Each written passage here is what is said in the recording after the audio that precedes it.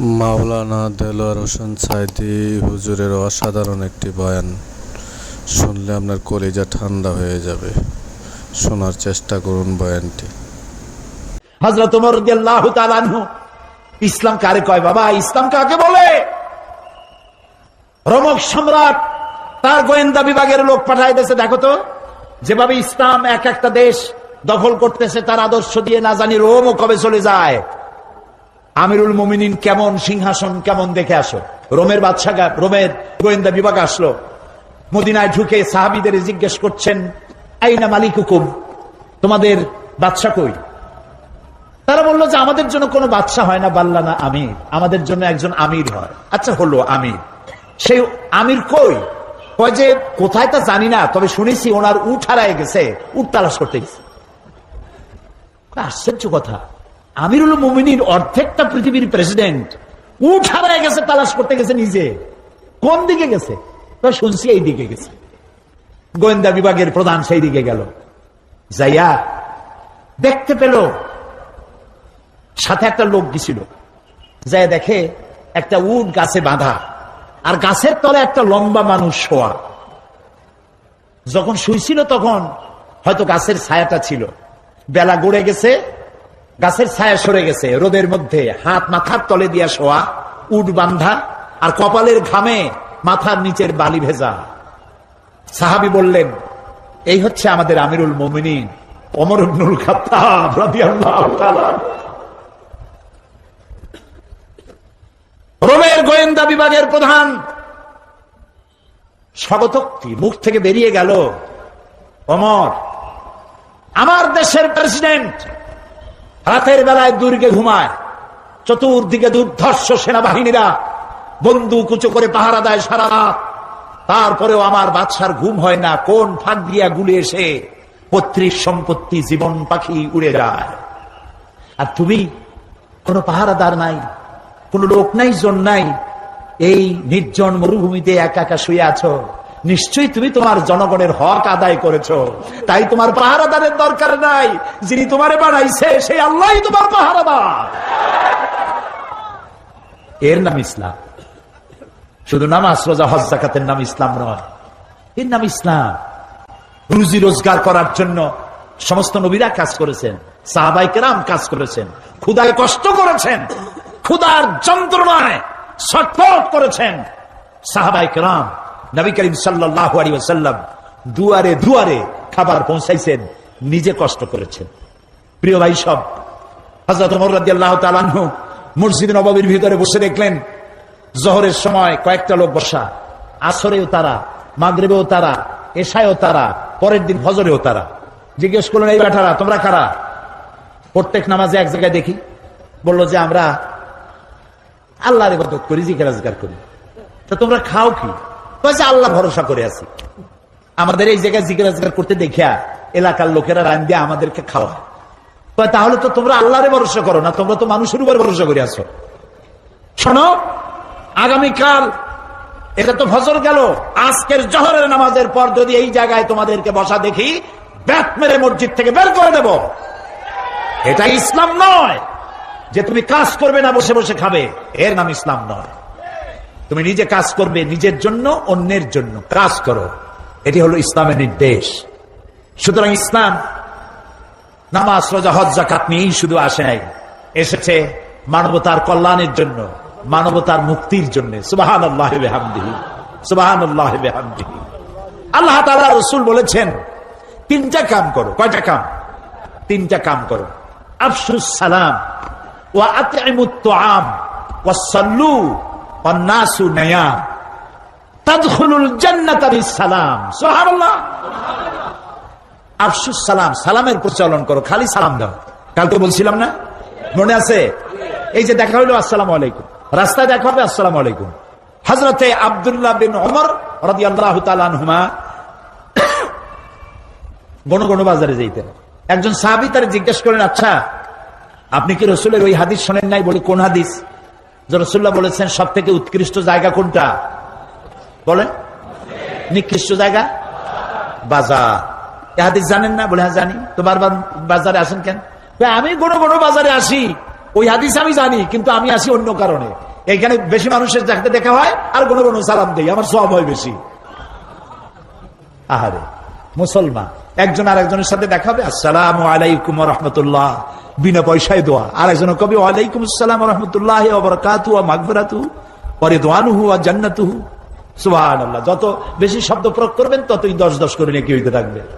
এরপরে হাত মিলাবেন, অনেকে হাত খালি ছোঁয় আঙ্গুলের মাথা, কেউ একটু দেয়, কেউ সবটা দেয়, কেউ সবটা দিয়ে ধরিয়া এরকম ঝাঁকায়। ওর চিন্তা যত ছাকি তত নেকি। এটা একটা বাজে কথা। প্রিয় ভাই সব, রাসূলুল্লাহ বলছেন সালাম দাও, বেশি করে সালাম দাও। ওয়া আত'ইমুত তাআম, আর মানুষকে খাইতে দাও। জাহান্নামে যারা যাবে কারণ হবে দুইটা, অনেক কারণের মতো কারণ হবে কয়টা? দুইটা। ইয়াতাসাআলুনা আনিল মুজরিমিন মা সালাকাকুম ফি সাকার قالوا لم نك من المصلين ولم نك نطعم المسكين। জাহান্নামীদেরকে প্রশ্ন করা হবে জাহান্নামে আসছে কেন? বলবে দুইটা কারণে, আমরা নামাজ পড়ি নাই আর এতিম মিসকিনকে খাইতে দেই নাই। নাউজুবিল্লাহ, বলে নাউজুবিল্লাহ। এতিম মিসকিনকে খেতে দিবেন, মেহমানদের দাওয়াত দিবেন, বেশি করে খাওয়াবেন। শুধু নিজেই অন্যের বাড়িতে গিয়ে খাবেন না, মানুষকেও দাওয়াত দিয়ে খাওয়াবেন। তাহলে মহব্বত বাড়বে। কি বাড়বে? মহব্বত বাড়বে। আর একটা কি? ওয়াসাল্লু ওয়ান্নাসু নিয়াম, আর নামাজ পড়তে দাঁড়াও ওই সময় যখন মানুষেরা সব ঘুমায়া যায়। কোন সময়? রাতে। রাতের কোন অংশে? অর্ধেক, এরপরে অথবা তৃতীয় অংশে। এই সময় নামাজটা কেন? কারণ আল্লাহর কাছে, মানুষের কাছে, সব মুমিনের কাছে সব থেকে প্রিয়তম কে? সবাইকে বলতে হবে কে? সুতরাং মানুষ যখন প্রেম করে, ভালোবাসা করার জন্য নোটিশ দেয় না, বিজ্ঞাপন ছাপায় না, রেডিও টেলিভিশনে বিজ্ঞাপন দেয় না। প্রেম করে কিভাবে? গোপনে। গোপনে প্রেম করার জন্য আল্লাহর সাথে দিনের কোলাহল আল্লাহ বন্ধ করে দেন। আল্লাহ রাব্বুল আলামিন বলেন, ওয়াজআলনান নাহারা মাআশা, দিন বানিয়েছি রুজি রোজগার করার জন্য, রিজিক কামাই করার জন্য। ওয়াজআলনাল লাইলা লিবাসা ওয়াজআলনা নাওমাকুম সুবাতা, রাত বানালাম আমি তোমাদের জন্য শান্তির বাহন করে, আচ্ছাদন দিলাম, ঘুমকে বাহন করলাম। এই সুন্দর রাতে সব মানুষ ঘুমিয়ে গেছে, বান্দা এই সময় ঘুমের থেকে জাগো, আমারে সেজদা দাও, সেজদার ভিতরে তোমার যা বলার আছে আমারে বলো। আল্লাহ রাব্বুল আলামিন চতুর্থ আসমানে এসে যান অথবা প্রথম আকাশে আসেন। हर हमेशा देने को वो तैयार है, हर हमेशा देने को वो तैयार है, जो न मांगे उससे वो बेजार है। সব সময় দিতে প্রস্তুত আল্লাহ রাব্বুল আলামিন। যে চায় না আল্লাহ রাব্বুল আলামিন তার প্রতি নারাজ হয়ে যায়। গভীর রাত্রি সিজদার ভিতরে গিয়ে মানুষ যখন কাঁদতে থাকে, আল্লাহ রাব্বুল আলামিন ফেরেশতাদেরকে জিজ্ঞেস করেন, আমার ফেরেশতারা পৃথিবীতে মানুষ যখন সব ঘুমানো, আমার এই বান্দাগুলি কান্দে কেন, বান্দিরা কান্দে কেন? ফেরেশতারা বলে, রব্বুল আলামিন ওরা গুনাহ করেছে, তোমার কাছে মাপ চায়, জাহান্নাম থেকে মুক্তি চায়। আল্লাহ প্রশ্ন করেন, ওরা আমার জাহান্নাম দেখেছে নাকি, আমারে দেখেছে নাকি, বেহেশত দেখেছে নাকি? তারা বলবে না, দেখে নাই। রব্বুল আলামিন বলেন, ও আমার ফেরেশতারা, আমার এই বান্দাগুলি আমারে দেখে নাই, ফেরেশতা দেখে নাই, জাহান্নাম দেখে নাই, হাসর নসর কিছুই দেখে নাই। শুধু আমার কোরআনের কথা, আমার নবীর কথা বিশ্বাস করে যেভাবে তারা কাঁদতেছে, তোমরা সাক্ষী থেকে যাও, আমার এই ক্রন্দনরত বান্দাগুলিরে আমি মাফ করে দিলাম। সুতরাং নবীজির কথা মতো যারা সালামের প্রচলন করবেন, মেহমানদের খাওয়াবেন, রাতের বেলায় জেগে নামাজ আদায় করবেন, আল্লাহ রাব্বুল আলামিন তাদেরকে, নবীজি বলেন, তাদখুলুল জান্নাতা বিসসালাম, আল্লাহ তাআলা শান্তির সাথে তাদেরকে জান্নাতে প্রবেশ করাবেন। এই পৃথিবী হচ্ছে মানবতার কল্যাণের জন্য। মানব সভ্যতা বিকাশের জন্য, এই পৃথিবীকে সুন্দর করে সাজিয়ে গুছিয়ে রাখার জন্য আল্লাহ মুসলমানদেরকে দায়িত্ব দিয়েছেন। এটার নামই হচ্ছে ইসলাম। ইসলাম মানবতার কল্যাণ নিয়ে এসেছে, ভালোবাসা নিয়ে এসেছে, মোহব্বত নিয়ে এসেছে। ক্ষমতায় যাইয়া মন্ত্রী হবেন, এমপি হবেন, খাওয়ার চোটে এক একজনের পেট 3টা তরমুজের সাইজ হয়ে যাবে, এই জন্য ক্ষমতায় যাওয়া নয়।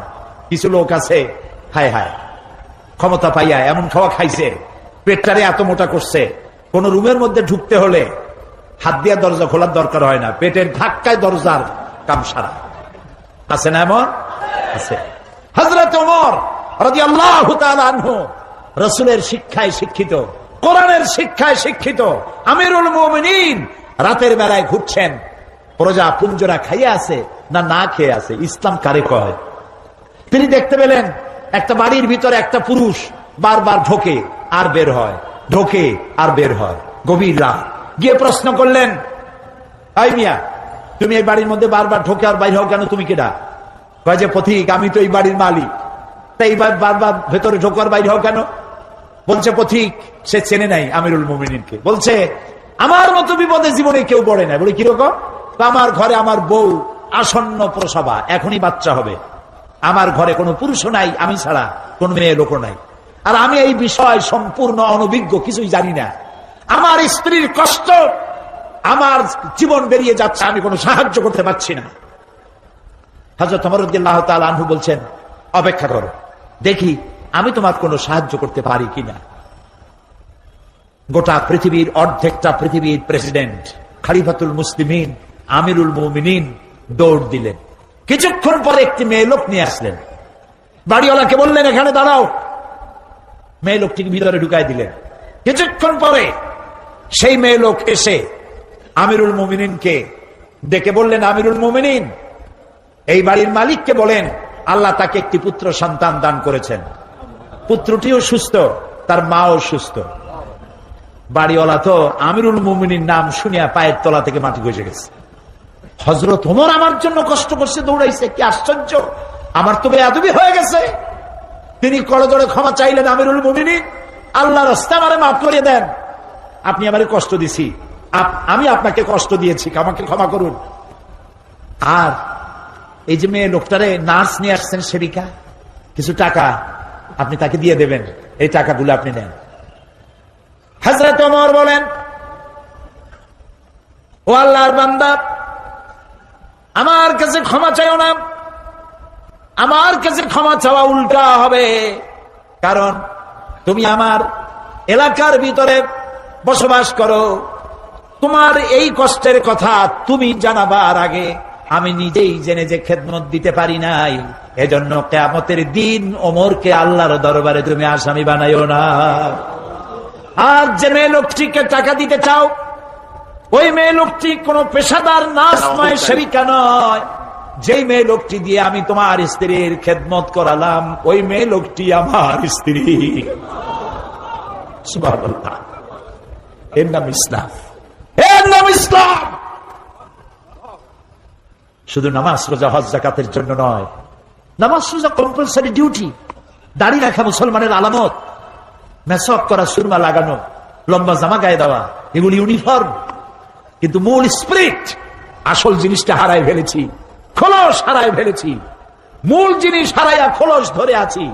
হ্যাঁ, পাগড়ি আমার দরকার, এটা আমার শিয়ার, আমার পাগড়ি প্রয়োজন, আমার টুপি প্রয়োজন, আমার দাড়ি প্রয়োজন, আমার লম্বা জামা প্রয়োজন, আমার তসবিহ প্রয়োজন, কিন্তু সব থেকে বড় প্রয়োজন ছিল মানব প্রেম।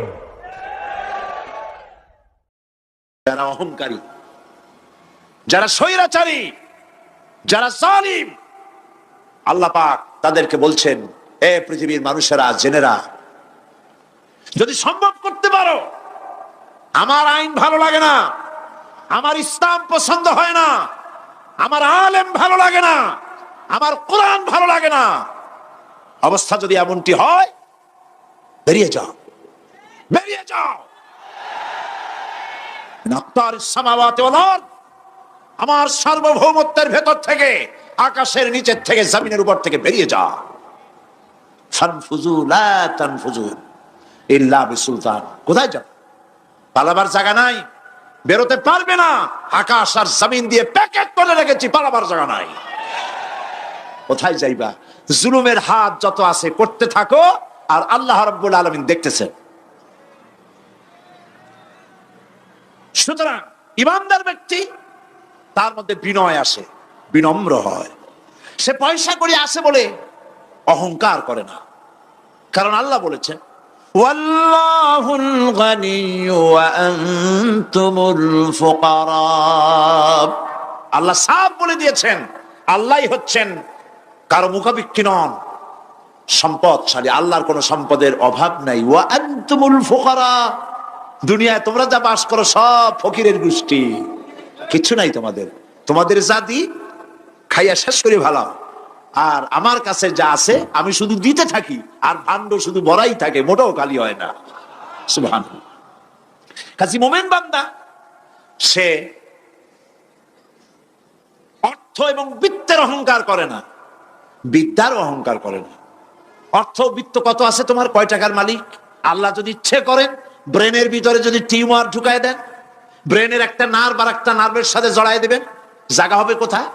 হেমায়তপুর। হেমায়তপুর কোথায়? কাশি, পাবনা। সুতরাং আল্লাহ পাক ইচ্ছে করলে এটা করে দিতে পারেন, পারেন না? খুব করতে পারেন। হার্টের ভেতরে ক্যান্সার দিয়ে দিতে পারেন। 14 গোষ্ঠী বিক্রি করলো, ডাক্তারের পয়সা হবে না। পারেন না আল্লাহ পাক? পারেন কি না? পারেন। সেই জন্য যত বড় ধনী হোক, পয়সার মানি হোক, আল্লাহর উপর ঈমান আনলে বলে যে গুণটা হয়, সে অহংকারী হয় না, বিনয়ী হয়। আল্লাহ রাব্বুল আলামিন কোরআনে কারীমের ভিতরে বলে দিয়েছেন লিল্লাহি মা ফিস সামাওয়াতি ওয়া মা ফিল আরদ। যারা সামান্য একটু রাজত্ব পাইয়া ছোট্ট ছোট্ট একটা দেশের প্রেসিডেন্ট, প্রধানমন্ত্রী, কি হনুরে, এরকম একটা ভাব। আর্মি হাতে, বিডিআর হাতে, পুলিশ হাতে, যা খুশি তাই করি না। আল্লাহ পাক বলছেন লিল্লাহি মা ফিস সামাওয়াতি ওয়া মা ফিল আরদ। আকাশ আর জমিনের একচ্ছত্র মালিকানা কার? চিল্লায় বলুন, আল্লাহ পাকের। সুতরাং তুমি মাতবারি করিয়া কদ্দূর পারবা? বেশি দূর যেতে পারবে না। গ্রামে গোয়াল আছে, গরু রাখে যে জায়গায়, ওই জায়গাটার নাম কি? গোয়াল। গভীর রাত্রে গরুর মালিক শুনতে পাচ্ছে গোয়াল ঘরে খুব শব্দ হচ্ছে। রাখালকে ডেকে বলছে, দেখতো কি কিসের শব্দ? ওই যে দেখে এসে জবাব দিচ্ছে যে গোয়ালে যে 7টার শিং মোটা, তার গুতার চোটে ওই গোয়ালের মধ্যে যত গরু আছে কেউ টিকতে পারতেছে না, খালি গুতাইতেছে সমানে। মালিক কয় যে দীর্ঘদিন থেকে দেখতেছি এটার গুতার চোটে সমস্ত গরুগুলি অস্থির হয়ে যাচ্ছে, যা একটা মোটা দড়ি দিয়া, খাট্ট একটা দড়ি দিয়ে কুটির সাথে জড়াইয়ে বাঁধতে রাখ গলাটারে। মোটা একটা দড়ি দিয়া গলার সাথে খুঁটির সাথে যদি বাঁধতে দেয়, এরপরে খালি ফোঁস করতে পারবে, গুতাইতে আর পারবে না। ঠিক অনুরূপ ভাবে কোন জনপদ থেকে, কোন দেশ থেকে যখন দেশের নিরস্ত্র মানুষেরা, গরিব মানুষেরা যখন আল্লাহর দরবারে গভীর রাত্রে ফরিয়াদ তোলে, আল্লাহ জুলুমে অত্যাচারে জর্জরিত হয়ে গেলাম, মার খেতে খেতে শেষ হয়ে গেলাম, অত্যাচারিত হচ্ছি, চিৎকার মারতে থাকে, আল্লাহ পাক তখন তার নজর দিয়ে দেখেন। আল্লাহ তো দেখতেই থাকেন সব সময়ের জন্য। আল্লাহ পাক কার কারণে এগুলি হচ্ছে, আল্লাহ পাক টের পান। শিং কারো কারো মোটা হয়েছে, আজরাইলকে পাঠায় দেন, যাও খাটো দড়ি দিয়ে বাঁধে থো। খাটো দড়ি কোনটা বুঝছেন? 3 হাত। 3 হাত কবর কোনটা? খাটো দড়ি দিয়ে বাঁধে থো।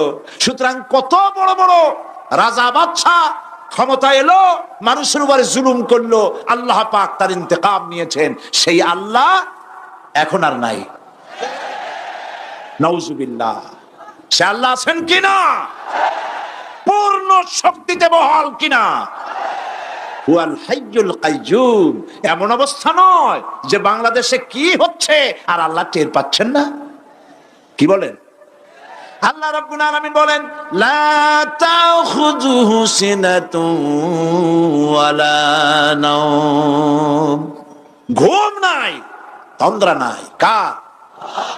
ঘুমানো না, তন্দ্রাও যান না। তন্দ্রা কারে কয়? জি, ঝিমটি, জিমানি, যাই বলেন আপনারা বুঝে নিয়ে, ওই যে বসে বসে এরকম এরকম করে, আল্লাহ ওরকমও করেন না। ঘুমো নাই, হযরত মুসা আলাইহিস সালাম বলছিলেন যে আল্লাহ তুমি নাকি ঘুমাও না। মুসা আলাইহিস সালাম তো খুব আদরের নবী, আল্লাহ পাকের খুব আদরের নবী, দারুণ আদর। আল্লাহ পাক বলছেন মুসা আমি তোমারে আমার জন্য বানাইছি। সুবহানাল্লাহ। কোরআন শরীফে আছে আল্লাহ পাক বলছেন মুসা আমি তোমারে আমার জন্য বানাইছি। তোমাকে যখন তোমার মা দরিয়ায় ভাসায় দিয়েছিল আমি তোমার বাক্সর দিকে তাকাইছিলাম। সুবহানাল্লাহ। আল্লাহ যদি বলেন আমি তাকাইছিলাম, সুবহানাল্লাহ। তোমারে আমার জন্য বানাইছি। সুতরাং হযরত মুসা আলাইহিস সালাম তিনি বলছেন আল্লাহ পাককে খুব আদরের নবী, তো আল্লাহ তুমি নাকি ঘুমাও না। আল্লাহ কয় তুমি বিশ্বাস করো না। হযরত মুসা আলাইহিস সালাম বললেন আল্লাহ অবশ্যই বিশ্বাস করি, তবে বুঝি না বিষয়টা কি, বুঝি না কেমনে না ঘুমাই পারে, বুঝি না। আল্লাহ আচ্ছা ঠিক আছে, তুমি যখন বিশ্বাস করছো তখন আর অসুবিধা নেই, বিশ্বাস না করলে মুসিবত ছিল। পয়গম্বর মানুষ তাকে তো বলতেই হবে বিশ্বাস করি, তবে বুঝি না। আল্লাহ কয় ঠিক আছে বিশ্বাস যখন করো আমি বুঝাই দেবো। নিয়ে আসো এক গ্লাস পানি নিয়ে আসলাম, দাঁড়ায় থাকো। মুসা আলাইহিস সালামকে আল্লাহ বললেন পানি নিয়ে দাঁড়ায় থাকো, আর ঘুমের আল্লাহ করলেন মুসারে ধর। মুসা আলাইহিস সালামের ঘুম এসে গেল। ঘুমের আমেজে হাতটা শিথিল হয়ে গ্লাসটা পড়ে ভেঙে চুরমার হয়ে গেল। হযরত মুসা আলাইহিস সালাম ভয় পেয়ে গেলেন। আল্লাহ পাক শোনায় দিলেন ভয়ের কোনো কারণ নাই, একটা পরীক্ষার জন্যই দিলাম, তোমার বোঝার জন্যই দিলাম। তুমি যেমন এক গ্লাস পানি নিয়ে একটা গ্লাস নিয়ে এক মুহূর্ত দাঁড়াতে পারলে না, ঘুম আসলো আর হাত থেকে পড়ে গ্লাসটা ভেঙে গেল। মুসারে তুমি বুঝে নাও, তুমি জেনে রাখো তাম সৃষ্টি জগৎ তোমার আল্লাহ রব্বুল আলামিনের হাতের মুঠার মধ্যে রয়েছে। আল্লাহ রব্বুল আলামিন যদি ঘুমায় যান, এই পৃথিবীর আকাশ এবং জমিনের সব ট্রাফিক কন্ট্রোল আল্লাহ পাক নিজেই করেন। যদি তিনি ঘুমায় যান সব শেষ হয়ে যান। বাংলাদেশে কি হচ্ছে, পৃথিবীর কোথায় কি হচ্ছে তা আল্লাহ দেখছেন না? চিল্লায় বলো দেখছেন না? সে আল্লাহ রাব্বুল আলামিন তিনি পরিষ্কার করে বলছেন যারা নাকি মুমিন বান্দা তারা অহংকারী হয় না, ক্ষমতায় থাকুক ক্ষমতায় না থাকুক কোন অবস্থাতেই অহংকারী হতে পারে না। আল্লাহ পাক শোনায় দিয়েছেন যারা অহংকার করে তাদেরকে পরিষ্কার করে বলেছেন ওয়ালা তামশি ফিল আরদি মারহান ইন্নাকা লান তাখরিকাল আরদা ওয়া লান তাবলুগাল জিবালা তুলা ওয়ালা তামশি ফিল আরদি মারহান। খবরদার আমার জমিনের উপরে অহংকারের পথে বড় হেঁটো না। দেখছেন না কত আছে অহংকার করে হাঁটে, জমিনের উপরে জুতা পাই দিয়ে মচ মচ করে হাঁটতে থাকে।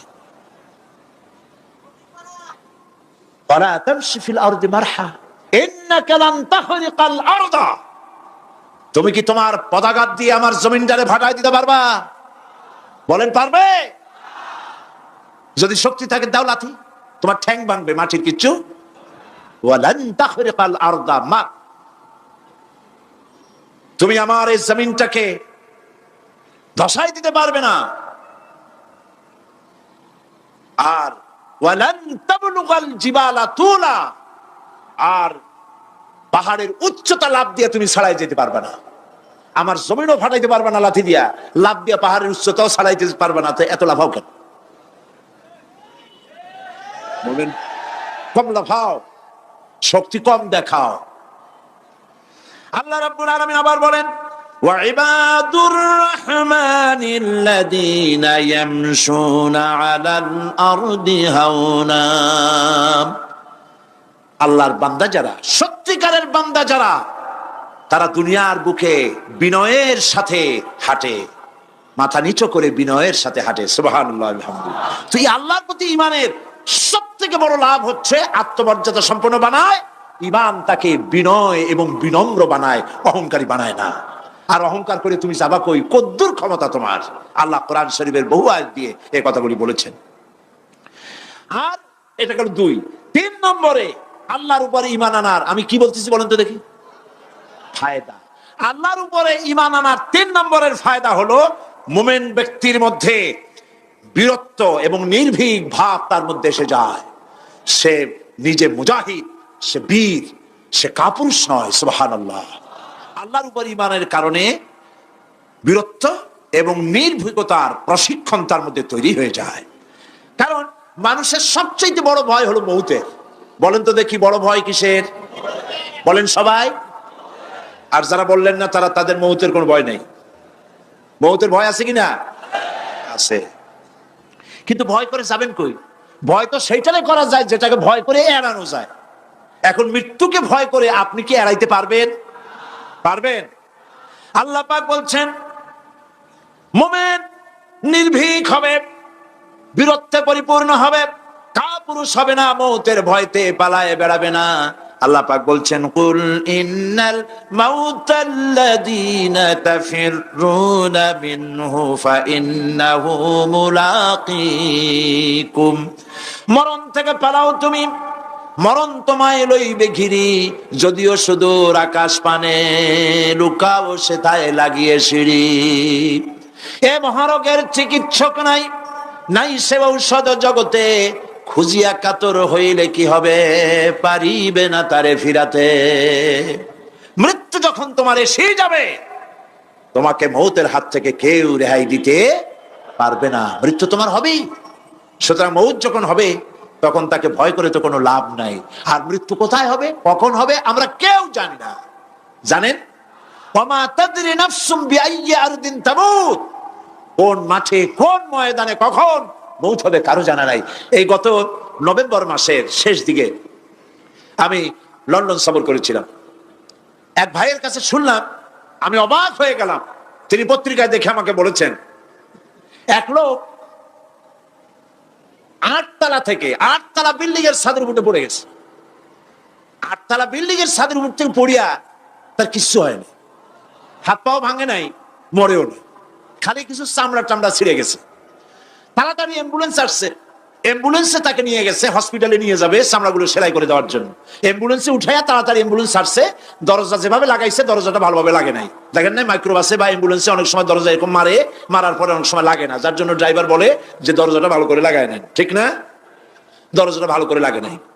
সামনে চলতে গিয়ে এই গাড়িটার ব্রেক কষতে হয়েছে ড্রাইভারের কোনো কারণে। যেই না ব্রেক কষেছে আর অমনি দরজা যেটা লাগছিল না ভালো করে, দরজাটা খুলে গেল। আর রুগীটা 8 তলা কাছে পড়ছিল, ওইটা ছিল পাশে, সে ছিটকে গিয়ে রাস্তায় পড়লো। আর একটা বাস সামনের থেকে এসে মাটিতে তাকে চ্যাপ্টা করে দিয়ে চলে গেল। শুনিয়া আমার মুখ থেকে বেরিয়ে গেল আল্লাহু আকবার। বলেন আল্লাহু আকবার। কি আল্লাহ পাকের কি প্রচন্ড ক্ষমতা, কি ইচ্ছা তার। মৃত্যুর জন্য সময়ও লাগবে, জায়গাও লাগবে, দুটো জিনিস এক হতে হবে। আল্লাহর যাকে যে মৃত্যু দিবেন, মৃত্যুর জন্য সময় এবং জায়গা দুটোর কম্বিনেশন হতে হবে। 8 তলা থেকে পড়বে ঠিক, কিন্তু মরবে না। আজরাইল অপেক্ষা করতেছে রাস্তায়, বাস আসবে যখন। 8 তলা থেকে পড়লো, অবিশ্বাস্য ভাবে লোকটা বেঁচে গেল। আর হসপিটালে তার যাওয়া হলো না, গাড়ির দরজা খুললো, রাস্তা দিয়ে পড়লো, আজরাইল দ্রুত তার কাম সেরে চলে গেল। সুতরাং মুমিন ব্যক্তি আল্লাহর উপর ঈমান আনার কারণে দুর্জয় মনোবল সৃষ্টি হয়। কাপুরুষ জীবনে কয়েকবার মরে। সাইকেলের টায়ার বাস্ট হয়েছে শুনে বেহুশ হয়। তারপরে ট্রাকের টায়ার বাস্ট হয়েছে শুনলে কানের তলা ফেটে যায়। বোম বাস্ট হয়েছে আওয়াজ শুনে হার্ট ফেল করে। বাতিশিয়ালের ডাক শুনলে কোনো হুশই থাকে না। এই হচ্ছে কাপুরুষদের কাজ। আর ইমানদার ব্যক্তি এগুলি পরোয়া করে না। তার জানা আছে যে আমার নির্ধারিত সময়ের এক মুহূর্ত আগে আমার মৌত হবে না। তো মৌত যখন আমার জন্য অবধারিত, দুনিয়ায় আসছি যখন, মৌত যখন হবেই, সেই মৌত বিড়ালের মতো হোক তাকে চান, পাতিশিয়ালের মতো হোক তাকে চান। আমি তো বলি যে বিড়ালের মতো 500 বছর বেঁচে থাকার কোনো লাভ নাই। সিংহের মতো 5 মিনিট বাঁচুন। মির্জাফরের মতো 50 বছর বেঁচে থাকায় লাভ নাই। খালিদ বিন ওলীদের মতো, সিরাজউদ্দৌলার মতো বেঁচে থাকুন।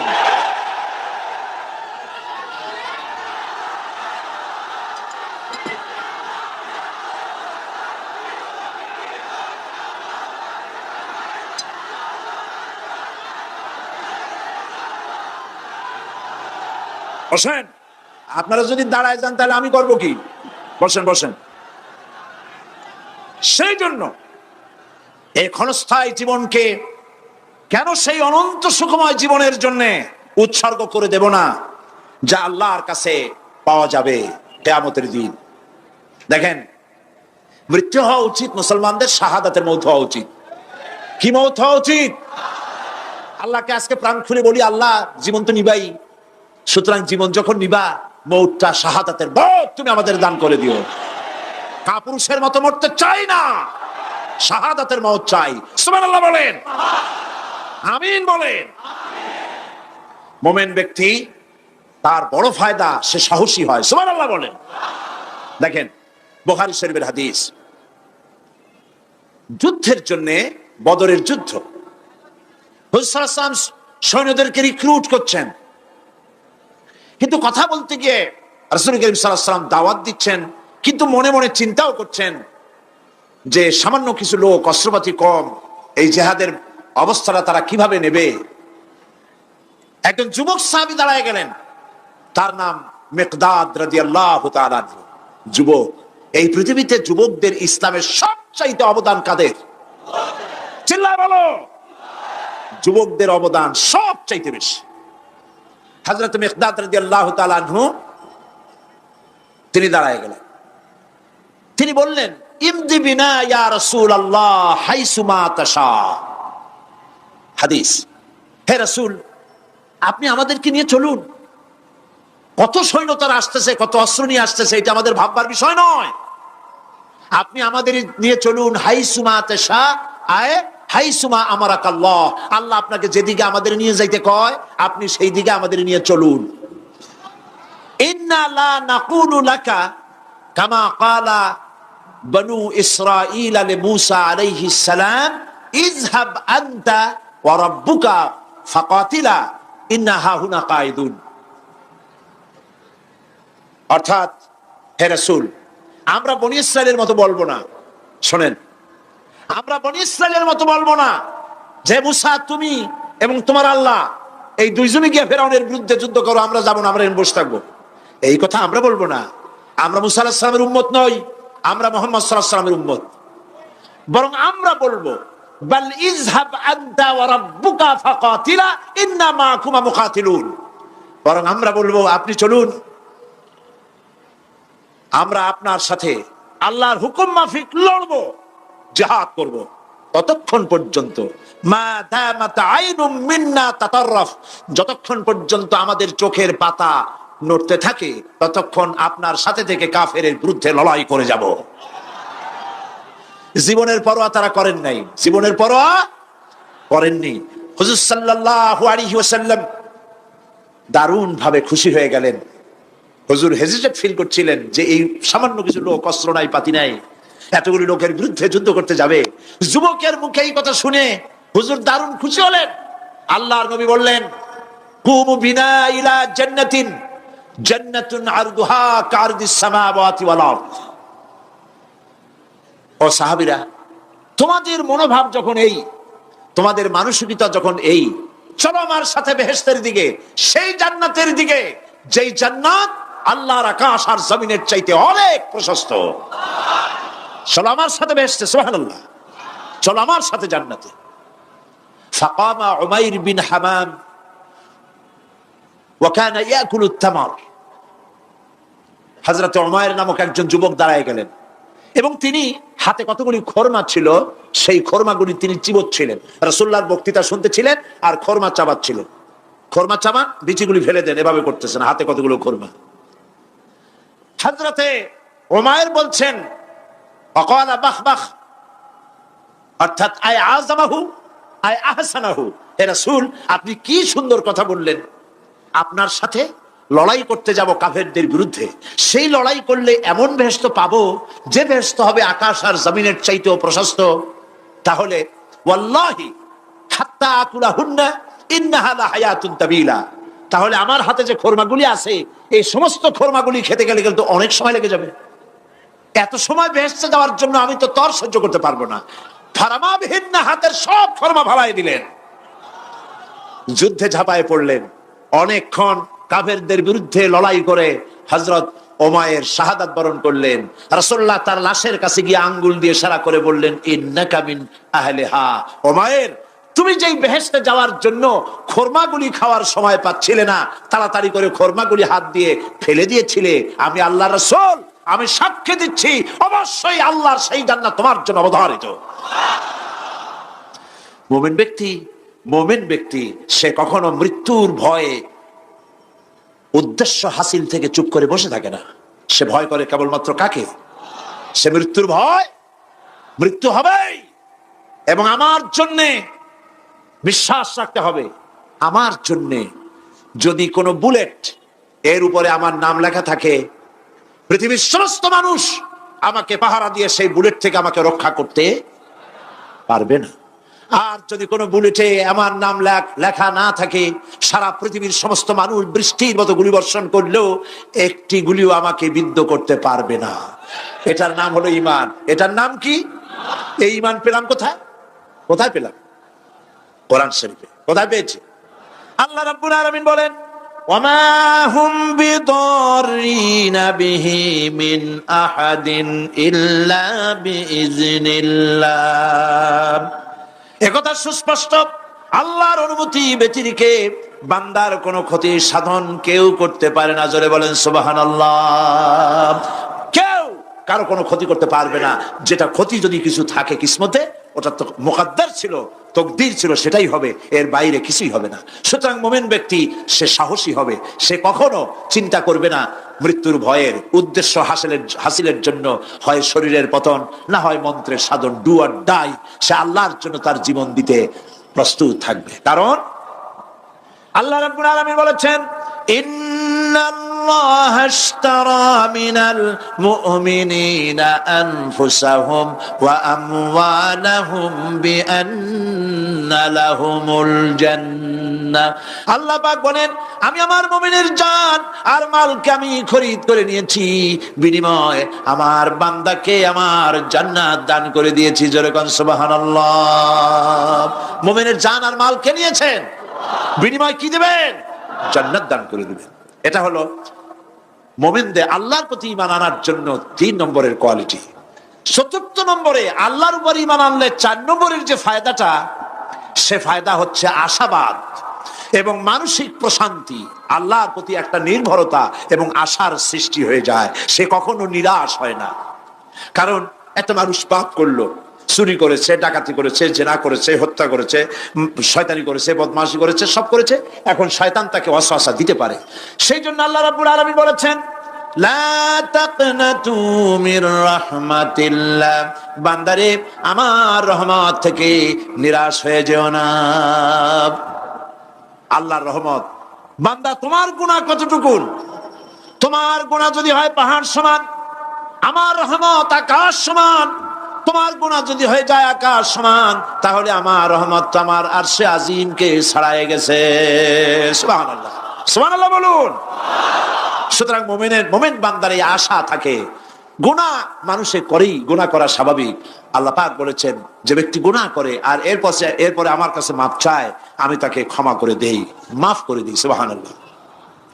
সুতরাং ঈমানদার লোকদের আশা হয়, দুরারোগ্য ব্যাধি তাকে ধরেছে, সে হতাশ হবে না, মরে যাওয়ার জন্য প্রতীক্ষায় সে সময় গুনবে না, বরং তার মনের মধ্যে আশার সঞ্চার হবে, আমার রোগ আল্লাহ ভালো করে দিতে পারেন না? আমাদের জাতির পিতা কি নাম কি? হযরত ইব্রাহিম আলাইহিস সালাম। কোরআন শরীফের ভিতরে তার কথা আল্লাহ পাক কোট করে দিয়েছেন। আমাদের জাতির পিতা হযরত ইব্রাহিম আলাইহিস সালাম বলেছেন, আল্লাযী খালাকানি ফাহুয়া ইয়াহদিন। আল্লাহ তিনি আমাকে সৃষ্টি করেছেন, তিনি আমাকে রাস্তা দেখান। ওয়াল্লাযী হুয়া ইউতঈমুনি ওয়া ইয়াসকিন। আর আমি যখন ক্ষুধার্ত হই তিনি আমাকে খাওয়ান, যখন তৃষ্ণার্ত হই তিনি আমাকে পান করান। ওয়া ইযা মারিতু ফাহুয়া ইয়াশফিন।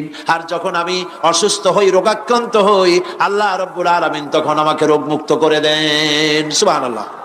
আমার অসুখ হলে কে রোগ মুক্ত করেন?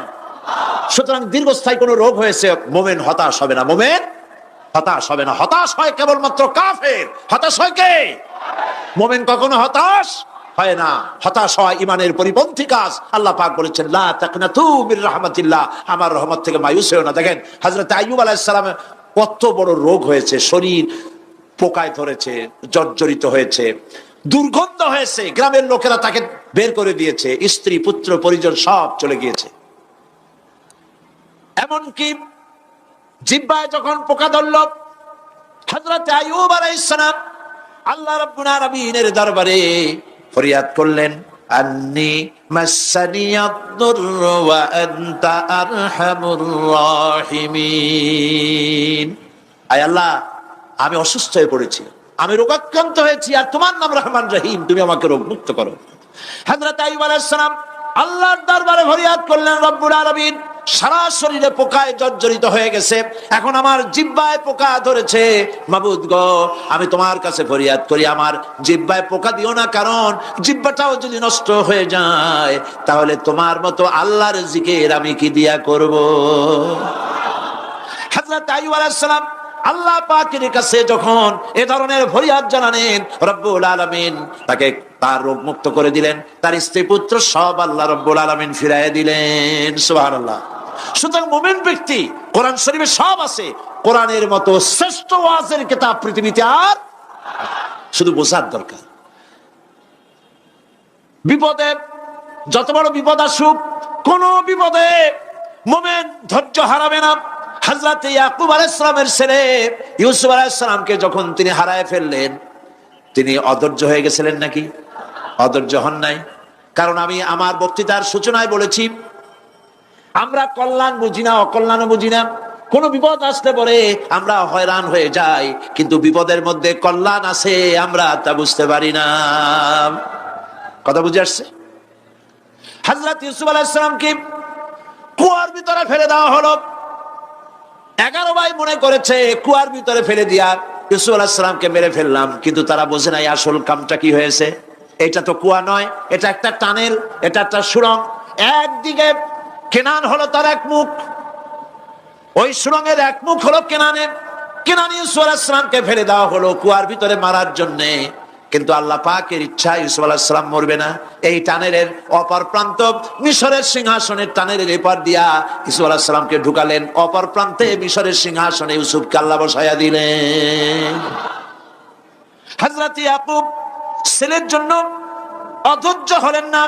যখন তিনি খবর পেলেন ছেলে বাঘে খেয়ে ফেলেছে, তিনি তখন বলেছেন, ফাসাবরুন জামিলুন আসাল্লাহু আইয়াতিয়ানি বিহিম জামিআ ইন্নাহু হুয়াল আলিমুল হাকীম।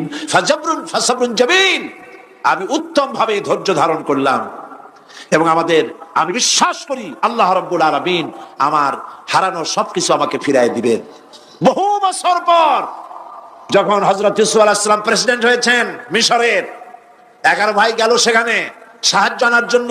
সেই ঘটনা তো শোনাবো না, এমনি বলে যাচ্ছি। এরপরে তিনি তাদেরকে পরিচয় দিলেন, ওরা ভয় পেয়ে গেল। তিনি বললেন, ভয়ের কোনো কারণ নাই, লা তাসরিবা আলাইকুমুল ইয়াউম, আজকে আমি কোনো প্রতিশোধ তোমাদের নেব না। সুবহানাল্লাহ। এর নাম পয়গম্বর, এর নাম কি? আল্লাহর নবী। আমি আজকে কোনো প্রতিশোধ তোমাদের নেব না, তোমরা যাও। পিতার অবস্থা তিনি জানলেন, কাঁদতে কাঁদতে পিতার চোখ দুটো নষ্ট হয়ে গেছে। ইয়াকুব আলাইহিস সালাম, হযরত ইউসুফ আলাইহিস সালাম বললেন, যাও। নিজের জামাটা খুললেন, গায়ের জামা খুলে বললেন, ভাইরা আমার এই জামা নিয়ে যাও, আর আমার আব্বার চোখের উপরে এই জামাটা রেখে দিও। ছেলেরা যখন হযরত ইউসুফ আলাইহিস সালামের জামা নিয়ে মিশর থেকে রওনা করেছে, গল্প নয়, উপন্যাস নয়, আল্লাহ পাক এই কোরআন শরীফে সূরা ইউসুফে বলেছেন, জামা নিয়ে মিশর থেকে রওনা করেছেন। কোথায় মিশর আর কোথায় কেনান? কেনানে বসে হযরত ইয়াকুব আলাইহিস সালাম বলছেন, তোমরা যদি আমাকে মতিভ্রম পাগল যদি মনে না করো, তাহলে একটা কথা বলি, আমার নাকে এখন আমি ইউসুফের গন্ধ পেতেছি। তোমরা যদি আমাকে মতিভ্রম না করো, তাহলে আমি বলি আমি কিন্তু ইউসুফের গন্ধ পেতেছি। সুবহানাল্লাহ। হযরত ইউসুফ আলাইহিস সালামের জামা এনে ভাইরা যখন হযরত ইউসুফের চোখের উপরে রেখে দিলেন, হযরত ইয়াকুবের দুটো চোখ সাথে সাথে আল্লাহ ভালো করে দিলেন। ফাসাবরুন জামিল, ধৈর্য ধরো। ইমানদার ব্যক্তি আশার উপরে তার জীবন বাঁচে, কারণ যত বড় বিপদ আসুক না কেন, আশ্রয় পাওয়ার একটা জায়গা আছে, তার নাম হলো আল্লাহ। নাম কি? বলেন আল্লাহ। সবাই বলেন আল্লাহ, আল্লাহ, আল্লাহ, আল্লাহ। হযরত ইউনূস আলাইহিস সালাম মাছটাকে গিলে ফেলে দিল। মাছটাকে গিলে মাটির অতল তলদেশে চলে গেছে। এত বড় বিপদ পৃথিবীর কোন মানুষের হতে পারে নাকি? বলেন, কি বলেন? মাছের পেটের ভিতরে জানালা নাই, দরজা নাই, বেরোবার কোনো পথ নাই। মাছ গেছে পানির অতল তলদেশ। আল্লাহ পাক কোরআন শরীফের ভিতরে মানুষকে শোনান। আল্লাহ ওয়াজ করছেন, সুবহানাল্লাহ বলেন। আল্লাহ পৃথিবীর মানুষকে ওয়াজ করছেন, দুনিয়ার মানুষকে শোনান। আমার ইউনূস তো ধৈর্য হারা হয় নাই। ওয়াজান্নুন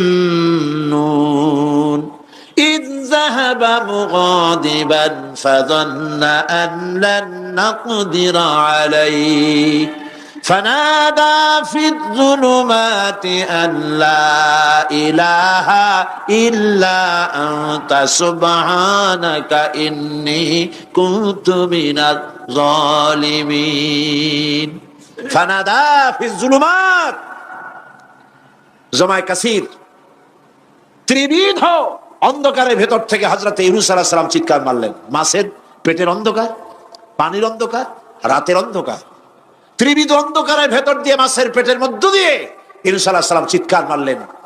অধৈর্য হন নাই, হার্ট ফেল করেন নাই। তিনি বলছেন, পড়েন আমার সাথে, লা ইলাহা ইল্লা আনতা সুবহানাকা ইন্নী কুনতু মিনাজ জালিমিন। তুমি ছাড়া কোনো ইলাহ নাই, কোনো পোষ্য নাই, মাবুদ নাই।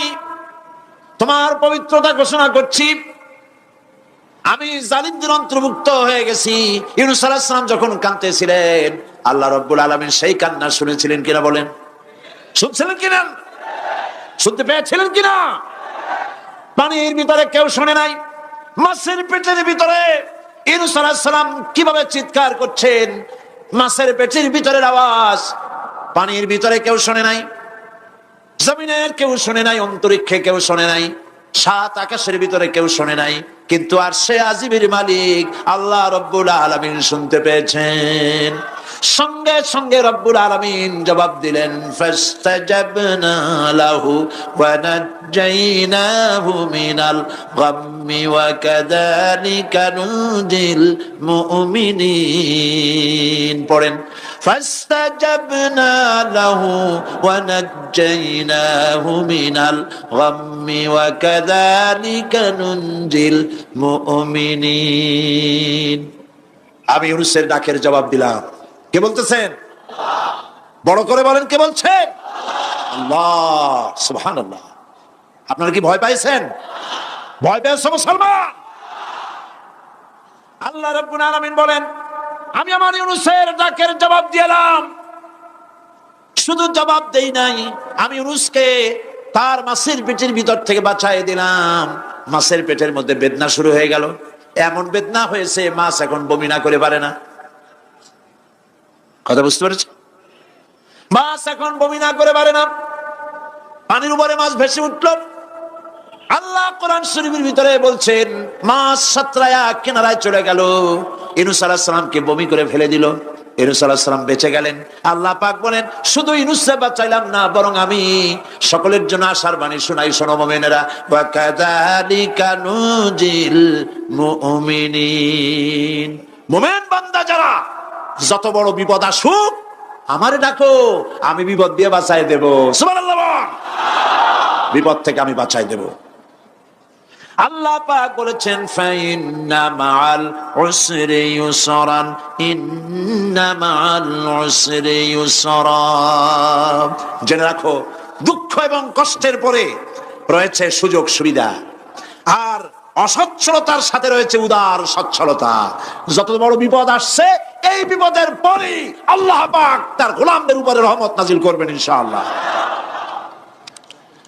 সুতরাং ঈমানদার লোকেরা, তাদেরকে আল্লাহ পাক বলছেন, কোনো ভয় নাই, কোনো চিন্তা নাই, যত বড় বিপদে পড়ো আমারে ডাকো, আমি ডাকের সাড়া দিয়ে দেব।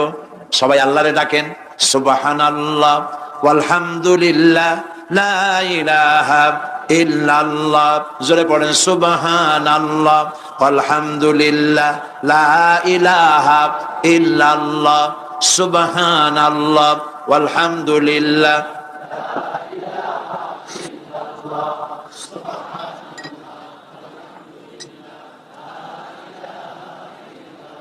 লা ইলাহা ইল্লাল্লাহ মুহাম্মাদুর রাসূলুল্লাহ।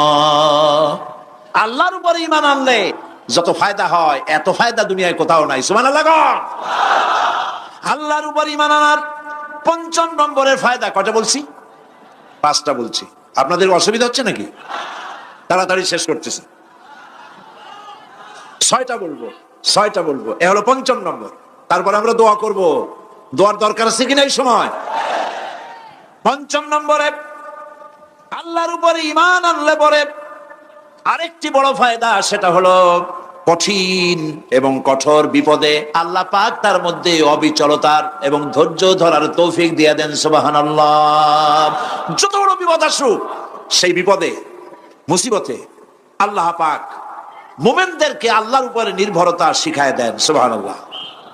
কারণ মুমিনদের জানা আছে যে ইমানদারদের বিপদ নতুন কিছু নয়, একেবারে আদম আলাইহিস সালাম থেকে শুরু হয়ে আসছে। ঠিক কিনা? আদম আলাইহিস সালামের বিপদ হয় নাই? আদম আলাইহিস সালামের বিপদ কি? শয়তান। তার বিপদ কি? শয়তান ছিল বিপদ। প্রত্যেক নবীর সময় মানুষের নবীদের কষ্ট দিছে, তাই নাই? বিশ্বকবি ইকবাল বলেছেন, সতীজা কা রহা হ্যায় अज़ल से तायम रोज, सतीजा का रहा है अज़ल से तायम रोज, चरागे मुस्तफा भी से शरारे बुलहबीस। আবহমান কাল থেকে শুরু করে মুহাম্মদ সাল্লাল্লাহু আলাইহি ওয়াসাল্লামের চারাগকে, নূরকে, ঈমানকে, ইসলামকে নিভায়ে দেওয়ার জন্য আবু জাহেলের গোষ্ঠীরা চিরকাল চেষ্টা করেছে। সব চেষ্টা কর্পূরের মতো উড়ে গেছে, মুহাম্মদ সাল্লাল্লাহু আলাইহি ওয়াসাল্লামের চারাগ টিম টিম করে জ্বলতে রয়েছে। আল্লাহ পাক বলছেন, ইউরিদুনা লিইউতফিউ নূরাল্লাহি বিআফওয়াহিহিম ওয়াল্লাহু মুতিম্মু নূরিহি ওয়ালাউ কারিহাল কাফিরুন। ওরা চায় মুখের ফু দিয়া, কারা? কাফেরেরা। ইসলাম সহ্য করতে পারে না যারা, ওরা চায় মুখের ফু দিয়া আমার আলোটাকে নির্বাপিত করে দেবে। আল্লাহ পাক বলেন, ওয়াল্লাহু মুতিম্মু নূরি, আমি আমার নূরকে পূর্ণতা দান করব, তাতে কাফির বেঈমানদের মনের ভিতরে যত জ্বালা হোক, যন্ত্রণা হোক, ওদের কলজা যত পুরুক, ইসলাম তার বিজয় পতাকা নিয়ে উঠবে, কেউ ঠেকাতে পারবে না। আল্লাহ রাব্বুল আলামিন, আল্লাহ পাক বলছেন, ওয়া কাযালিকা জাআলনা লিকুল্লি নাবিয়্যিন আদুওয়াম মিনাল মুজরিমিন। আর এমনি করে আমি সকল নবীর শত্রু বানিয়েছি সব পাপিষ্ঠ অপরাধপ্রবণ লোকদের। শুনছেন কথা? শোনেন নাই? আল্লাহ পাক বলছেন, দুনিয়ার সব নবীদের তাদের জন্য আমি শত্রু বানাইছি। কাদেরকে? যারা সব থেকে বেশি পাপিষ্ঠ, অপরাধ প্রবণ। এরা হচ্ছে নবীর দুশমন। এরা সব নবীদের সাথে দুশমনি করে। আজও দেশের আলেমদের সাথে দুশমনি করে সবচাইতে বড় পাপিষ্ঠরা। এটা কোরআন। এটা কি? কোরআন। চলে বলেন এটা কি? আল্লাহ রাব্বুল আলামিন বলছেন, ওয়া কাযালিকা জাআলনা লিকুল্লি নাবিয়্যিন আদুওয়াম মিনাল মুজরিমিন। সব পাপীরা, পাপিষ্ঠরা আমার দ্বীনের দাওয়াত যারা দেয় তাদেরকে জীবনের দুশমন মনে করে। কেন? শোনেন, আমি কার ওয়াজ শোনাচ্ছি? কার ওয়াজ শোনাচ্ছি? আমার আল্লাহর ওয়াজ। অপরাধটা কি? নবীদের বিরুদ্ধে, নবীর ওয়ারিস, ওয়ারাসাতুল আম্বিয়া কারা? তো তাদের বিরুদ্ধে তাদের অপরাধটা কি?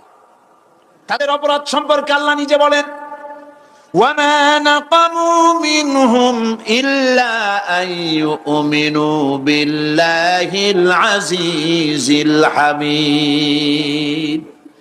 এদের বিরুদ্ধে অ্যাকশন নেওয়ার আর কোনো অপরাধ ওদের নাই। ওদের একমাত্র অপরাধ, ওরা আল্লাহর জমিনে আল্লাহর আইন প্রতিষ্ঠা করতে চায়। এটাই হচ্ছে একমাত্র। এই অপরাধে নবীদের শাস্তি হয়েছে। নবীরা মার খেয়েছেন, সাহাবা ইকরাম মার খেয়েছেন। আমরা তো সাহাবা ইকরামের জুতার ধুলার সমানও নই। সুতরাং এগুলি আমাদের পাওনা। এই রক্তের বিনিময়, জীবনের বিনিময় আল্লাহ পাক তার দ্বীনকে প্রতিষ্ঠা করবেন ইনশাআল্লাহ। হযরতে খাব্বাব, বুখারী শুনুন, বুখারীর হাদিস। আমি কোনো কথা বানিয়ে বলি না। আমি লেখাপড়া করি, পড়াশোনা করি, চোখে দেখি, তারপরে কথা বলার চেষ্টা